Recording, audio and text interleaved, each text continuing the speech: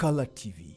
Kalatvlive machiegni pacho. Ma e odwa.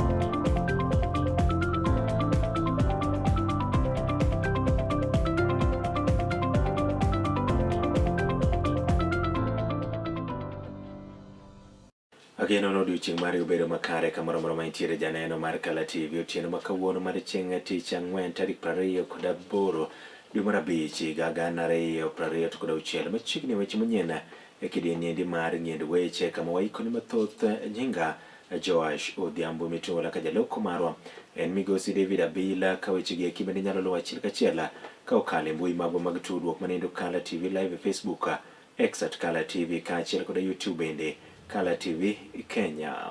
Wachako kamodo ni jadole kanisa nendo mar Holy Ghost Coptic Church manendo Father John Pesa owito ngimane odiochieng' eri makawuono.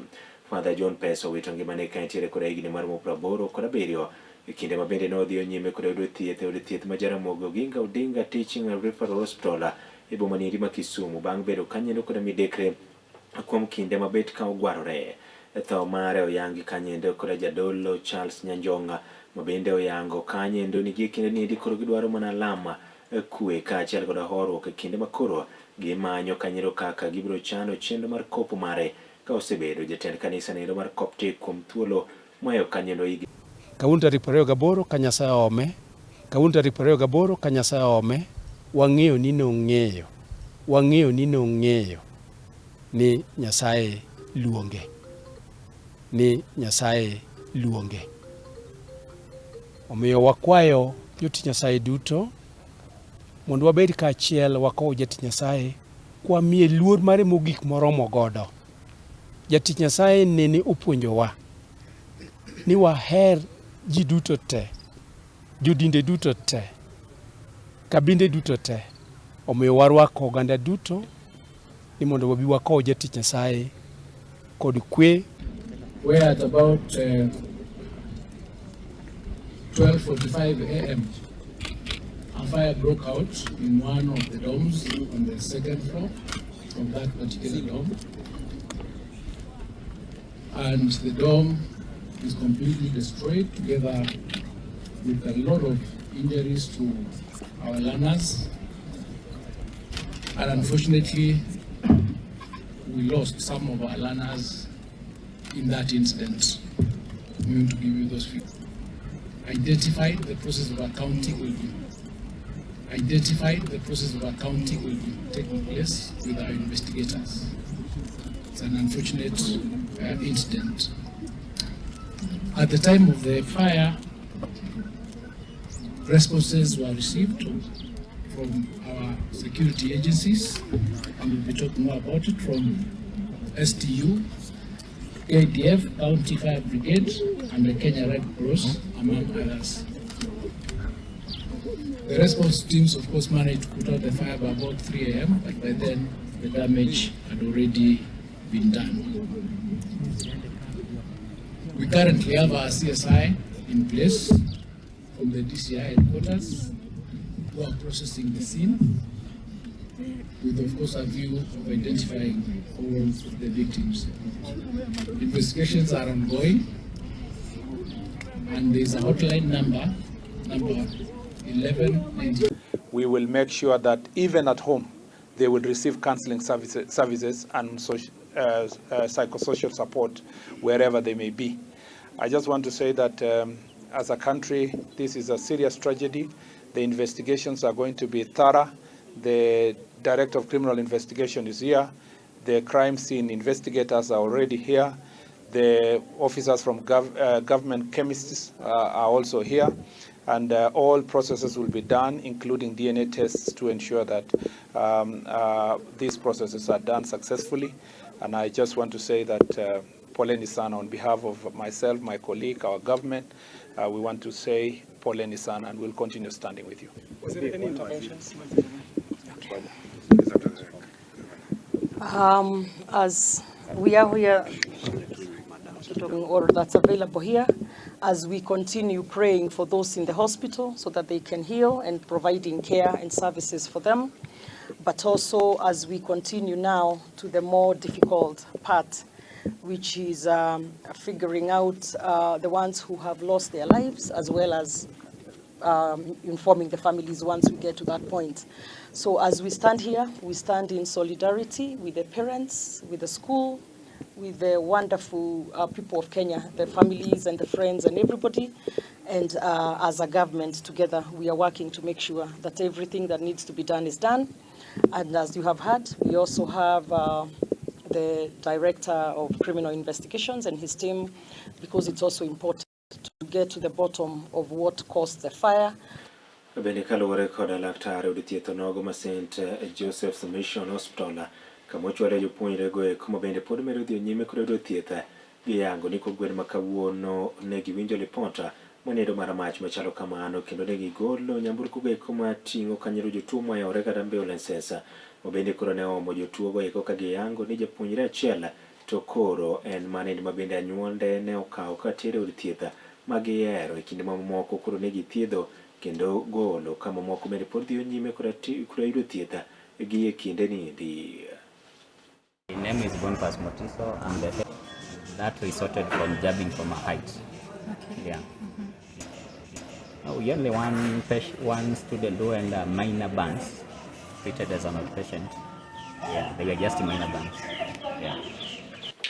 Kaluwore kod masira nendo mar mach, duond buch siasa mar DCP koro kwedo malich mokalo piny owacho mopacho kaendi magiyango ni osere mar keto lai makare manendo mar neno ni arita kwe mag jopuonjre obedo makare sikundegi kuma ji dakie kata boarding schools. E ote mabende koro somi logi koda jagoro maduong' manyocha ne owali mabende en senete kaunti onogo ma Nyandarua manendo John Methu oyango kanyendo ni piny owacho nyaka duok penje wi mach machalo kamano moyango ni ne onego jopuonjre mana machiegni kama nitiere tesende moko mag piny owacho kendo ne gire mar chopo kanyendo mapiyo piyo. Oyango ni koro jopuonjre nyalo wang' maromo 16 e sikula to apisas mag obila kaachiel kod mamoko nitiere machiegni manendo nyiso na arita kwe mag oganda jo Kenya nitiere kamaracha kuom manendo piny owacho winjo bed ni kawo ting' manendo mar yulo e tich kendo kelo masira makamano. To the great people of Kenya, this morning we've woken up to the sad news of the fire tragedy at Utumishi Academy. We have lost too many students for a long time, ranging from St. Kizito in 1990s, Changuri Boys, Hillside and Russia Academy, and countless others. It is unfortunate that while the National Disaster Response Management Bill is stuck with the leadership of the National Assembly, our children continue to face danger in schools and Kenyans are still not spared. The recklessness of parliamentary leadership remains painful to Kenya. What interests are there by the President in moving functions to an individual rather than state departments? What was so hard for the Cabinet Secretary of Education to move to... Kun mamori, iponjori weche mathoth, ibedo kod mor gi nyiero motimo Cathedral. Kickby, Bang School, chenro manigi mor lilo ne nyithindo duto. Kala TV, machiegni pacho ma e odwa.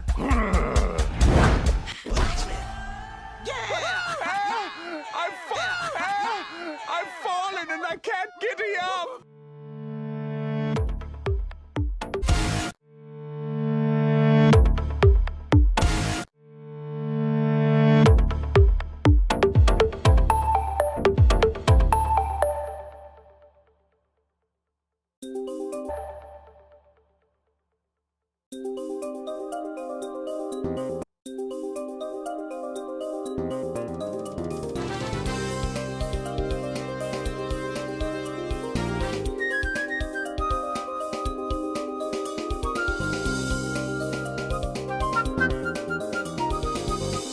Ineno Kala TV. Kala TV machiegni pacho ma e odwa. machiegni kendo ogaye duond busiasa mar ODM machiegni kendo ogaye duond busiasa mar ODM Laktar Oburu Oginga koro kwayo josiasa mar mondo mi owek nenore ka wasigu e kinde niendi ma ji ochomo yiero maduong' ma higa manyien to kar manindo gi yie gine ni gitie tich achiel ka inyayo kwe ka achiel koda hera ka otwak e kinde nyasi nindo mar alam ma bende nobagi e pacho kaendi e kar bago romo nindo kata magawa ma Safari Park Bure Nairobi. Oburu Oginga wacho ni josiasa obedo jogo iko ma koro ok yanyre kata kiro weche moko ma bende nyalo pogo oganda to kar manindo giwacho weche mariwo oganda jo Kenya. Oyango ni mane mdo momiyo maneno wadgi mosenindo Raila Odinga kanyakla koda jatend piny Kenya moluor William Samoei Ruto nobiro kanyakla kendo loso piny owacho nindo ma manywanda kata broad-based makoro gi kinde nindo oyango ni osekelo ber mathoth kuom mano oganda to moloyo jotelo ber kod hera ma ok ni ginenore kaka wasigu. I must say that this word reconciliation and love is pertinent in our country. Because if we don't reconcile, if we don't take political competition as a brotherly exercise enshrined in our own constitution, we just compete as brothers and sisters. We are not enemies. Don't make political competition enmity. It is not enmity. That is why President Ruto was the opponent of my brother in the last elections. I never ever dreamt that I will ever sit down with him across the table because I believed, maybe wrongly, that he stole our elections.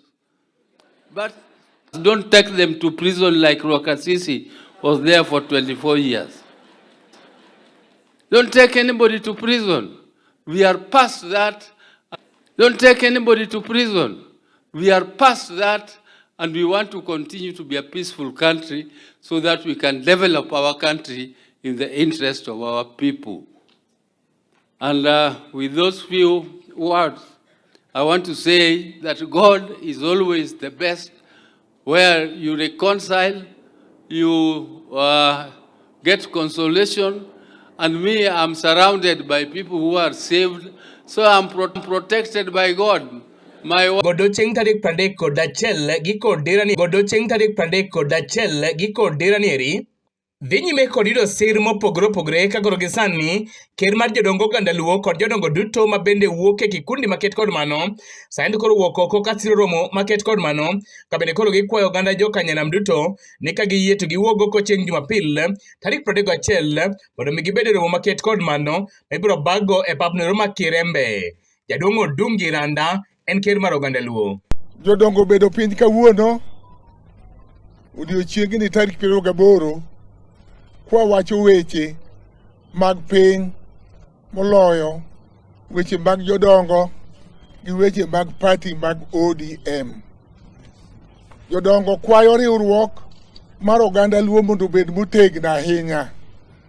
Jodong luo kwayo oganda mondo tegno obed eigi ka giriwore kod ogendni duto manie Kenya ka giungo mkono riwruok mar luo e ODM. E kinde tok maket kod mano, jaduong' Odungi Randa koro wacho ni girwako romo mar duond busiasa no ero mar ODM ka bende gikwayo kwe kinde romo maket kod mano. Jodong luo makagi osiro romo mar ODM mabiro bedo e pap maduong' mar Kirembe. Kendo jodongo kwayo nyithi luo, jodongo kwayo yawuot luo ni mondo gichop e pap mar Kirembe giduto te. To ka gibiro kanyo to gibi mos.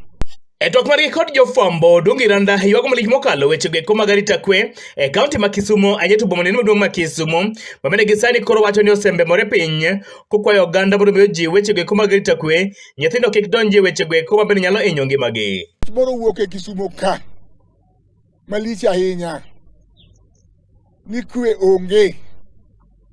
onge dala mar Kisumu ka. Wasungu wacho ni insecurity onge dala mar Kisumu ka. Jomoko ringo ga tututu gotieno to goji to nego. Jomoko ringo ga piki cha tututu Gidingo to ginda wiji to ginego. Dhok maket kod maendi bende osir machiegni kod gavana e kaunti ma Migori Migosi Ochila Yako ma bende en jakom machano romo maket kod maendi. And all of us will converge in Kisumu. We want to promise that this rally will be a peaceful rally, it will be a productive rally, and it will be a rally that will show the beauty and the robustness of ODM as a party. We intend to have a peaceful assembly. We intend to have all of us be there, and that's why we picked on Kirembe grounds. Now, the rally will start, for those who will be coming from across Wechemanyien, we'll assemble at a place that is called Katito. For those who will be coming from this side of the town, we will all meet at Kondele. And from those of us who will be coming from Siaya and beyond, we will meet at Holo. Kabende korka kore gavana e kaunti ma Homa Bay Mikael Gladys Nyasuna ma bende jakom maduong' Wesese mar ODM ne osiro dhok maket kod maendi kowacho kithor maromo maket kod maendi migeno bago chieng' tarik 31 noero. Our intention is to speak with our people. Our intention is to hear from our people as well. Our intention is to engage.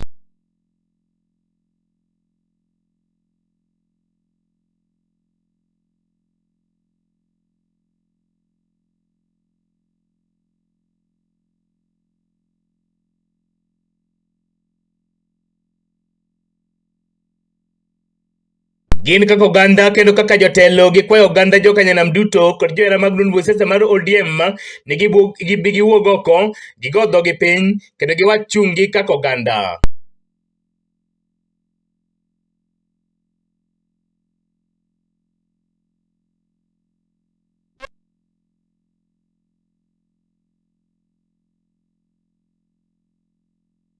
Ne Kala TV kuke Kisumu County and Justice Jatend piny Kenya moluor William Samoei Ruto kwayo oganda e pacho kaendi mar mondo omi onya kwe motelo ne yiero ma higa manyien mar 2027 koyango ni jatelo mabiro tayo tend piny Kenya Nyasaye mabiro yiero kata kobedo one term kata two term to mago duto oganda jo Kenya oikre manindo mar bedo koda jatelo ma kamano endo mar mondo omi onya kwe ka otwak e kinde nyasi no endo mar alama bende koro ne otelo ne pacho kaendi.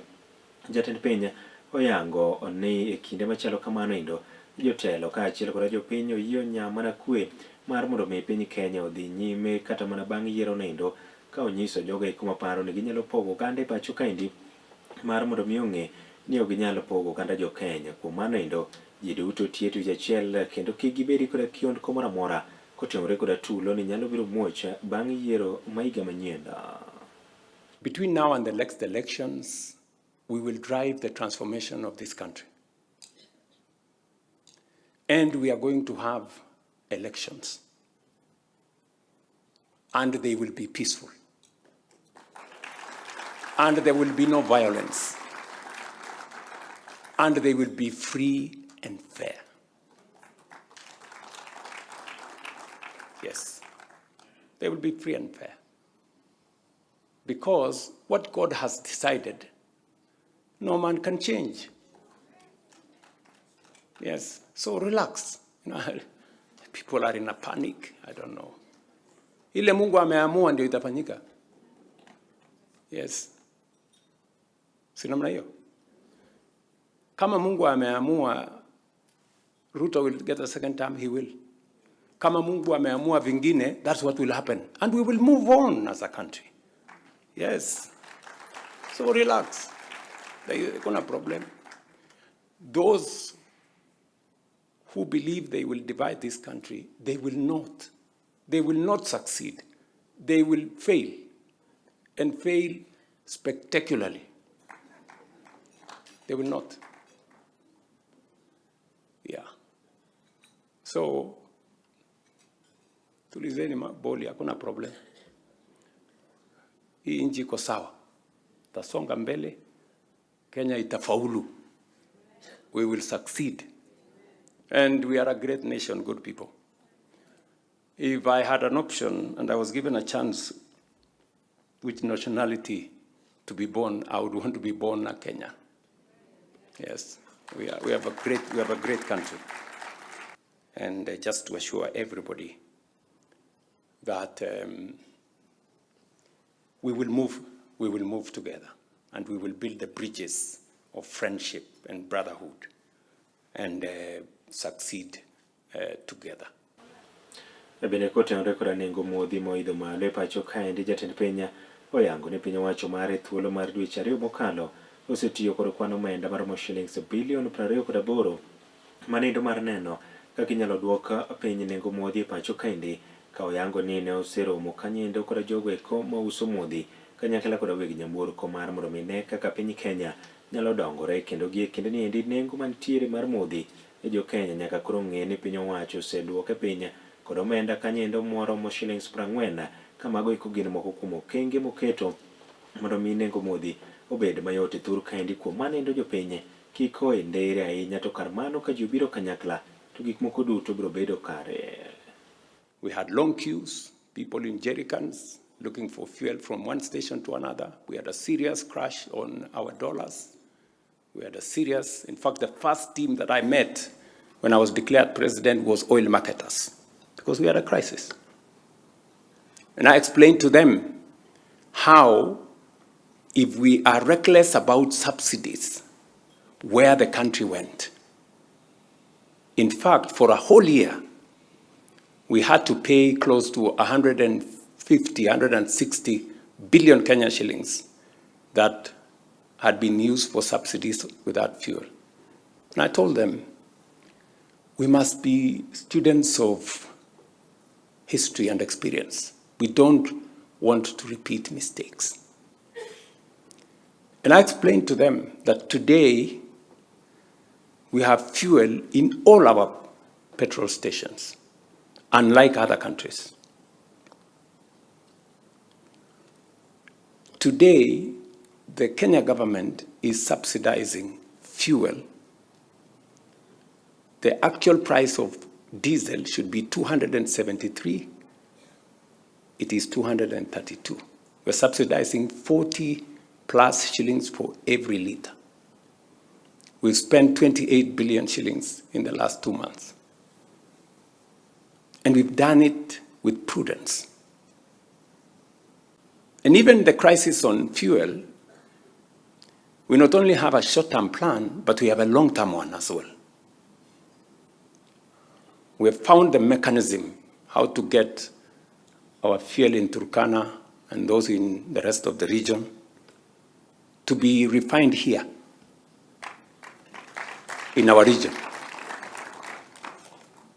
When I sent my team about 6 months ago to look around, they came across Aliko Dangote and what he's doing. They came back to me, and I reached out to President Museveni, and I have reached out to colleagues in this region, and we have agreed. And this year, we are going to start building the refinery here. I had a chat with Mr. Dangote yesterday, and he was telling me how much resistance has been built by the people we are buying fuel from now, because they want us to continue buying their fuel. You know? So, but we have to make those decisions that will change our country. Gi kanyo bende makele gi komar mi weche manyien na yora dembe kidini ende mare ngendo weche karo tieno makawuono mar chieng' tich ang'wen turi kod odiochieng' endo makinye sa 12 mibiro yudo weche mamoko manyien kaka gimedo mwalo no mesa marwa mar kawgi. Kaero kamano kuom ne bedo kodwa chakre kidinyo nogo mokwongo mar machiegni pacho kaachiel bende kod ng'endo weche sani. Nyinga Joash Odhiambo Mitola ka jaloko marwa en migosi David Abila. Bedo kod otieno mokuye.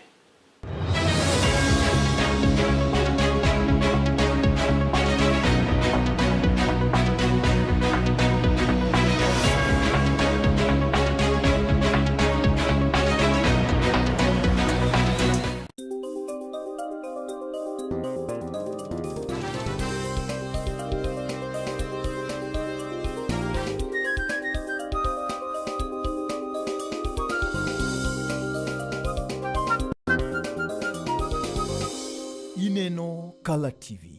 Kala TV machiegni pacho. Ma e odwa.